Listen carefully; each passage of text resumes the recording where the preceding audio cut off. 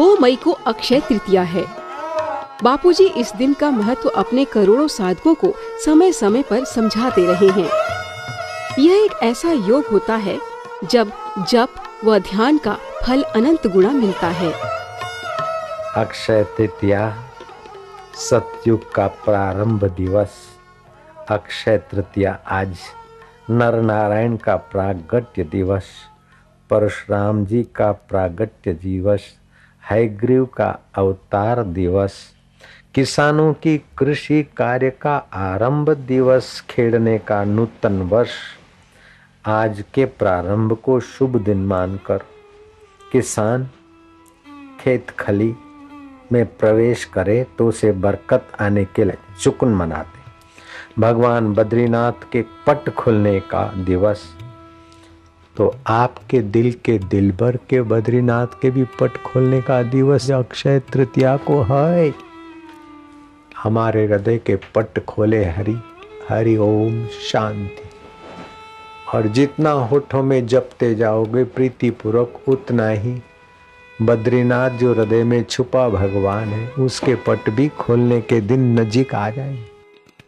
अक्षय तृतीया के दिन छाता दान करना, मटली दान करना, चीज वस्तु दान करना, उसका अक्षय फल तो होता है, लेकिन भगवान का जप ध्यान करके अपना अहंकार दान करना तो महाराज उसका तो असीम फल होता है।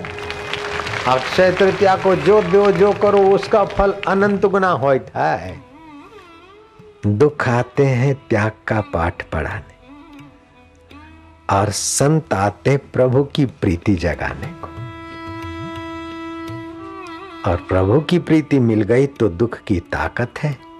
जिस समय हृदय में शांति और प्रीति का सुमरण होता है, भारी से भारी दुख भाग खड़ा होता है। जब भी दुख और कष्ट आ जाए, थोड़ा कीर्तन करके ओम शांति, ओम आनंद, ये मन का स्वभाव है। जिस समय दुख होता है तब सुख नहीं होता, और जब अंदर का सुख जगता है तो दुख नहीं टिकता है। तो दुख भगाने की कुंजी दे जाता हूं तुमको, और अक्षय तृतीया के दिन ये दुख भगाने की कुंजी मिल रही। दुखारी श्री हरि की स्मृति प्रीति पूर्वक, और कह दो महाराज दुख आया है तो शरीर को आया है बीमारी, मन में दुख आया है। तब तक हम दुखी होते थे जब तक हमको बापू नहीं मिले थे। अब महाराज हम दुखी होने वाले नहीं, क्योंकि हम तुम्हारे हैं। हम जान गए कि ये दुख भेजकर तुम तपस्या कराते तो हम दुख काय को हो, और सुख भेजकर तुम दया का प्रसाद उत्साह देते हो, और दुख भेजकर तुम हमारी सावधानी और तपस्या बढ़ाते हो। इसलिए हम तो तुम्हें धन्यवाद देकर आनंदित हो रहे हैं। वाह प्रभु, तेरे फूलों से भी प्यार, तेरे कांटों से भी प्यार, चाहे दुख दे चाहे सुख दे, लेकिन देने वाले के हाथ हमारे प्रभु के हैं। बस प्रभु की याद में दुख गायब, प्रभु का प्रसाद मानने से दुख का प्रभाव गायब। प्रभु बोलेंगे कि मान गए ये बाबा लोगों की चाबी कुछ ऐसी।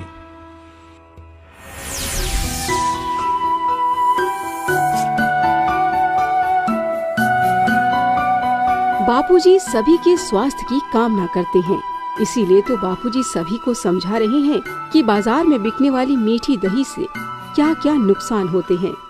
जो मीठी दही दुकानों पर पीते हैं, सावधान रहना, ये दही नहीं है, पॉइजन है।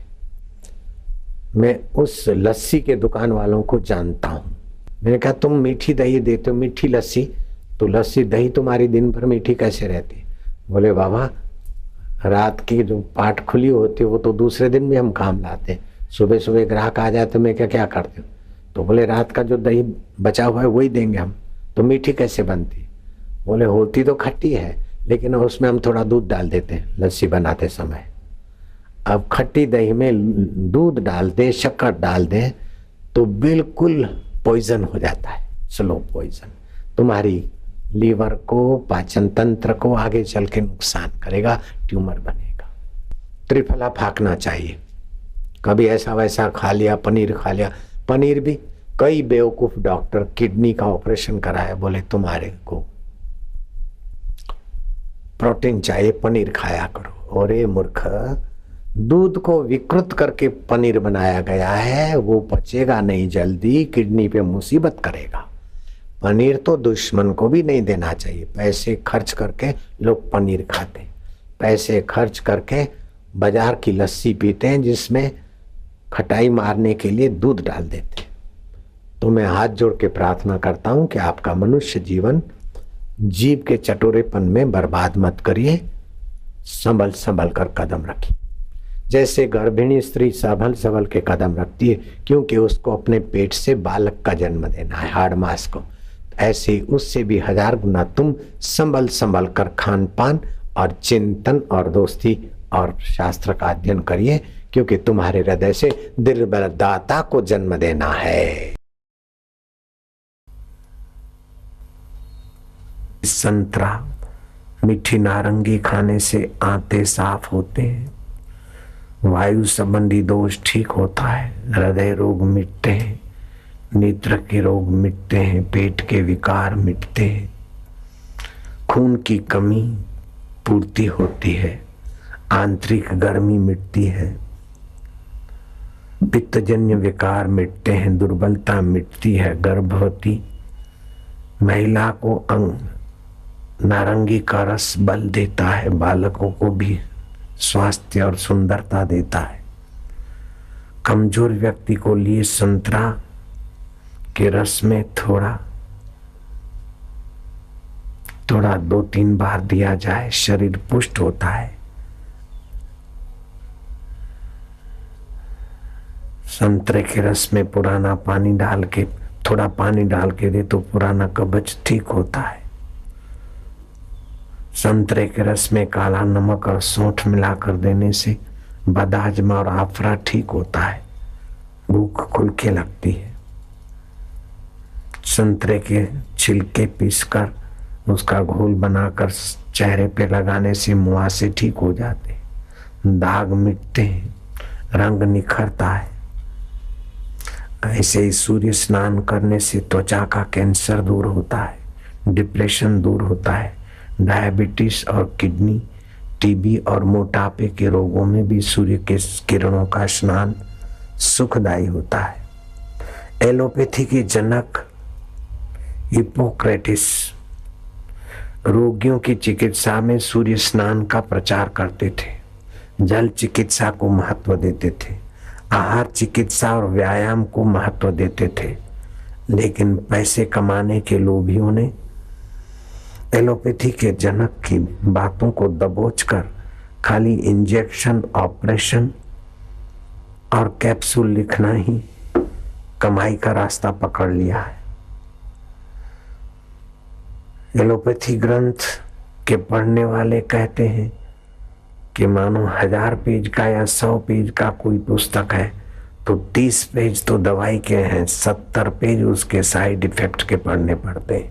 इतनी नुकसानकारक साइड इफेक्ट है। लेकिन भगवान के नाम में, भगवत जनों के संग में कोई साइड इफेक्ट नहीं। आंवला, धनिया और मिश्री का चूर्ण बनाकर रखो गिलास में, घोल बनाकर अथवा चबा चबा कर खाओ और 1-8 गिलास पानी पियो। गर्मी से जो सिर दर्द है, मूत्रदाह है, नक सिर फूटता है, आंख की जलन होती है, सब ठीक हो जाएगा। आंवला, धनिया और मिश्री संभाग इसका रख मिलाकर रखो, 1-1 चम्मच सुबह शाम चबा के खाकर पानी पी लो। सपन दोष की बीमारी से फायदा होता है।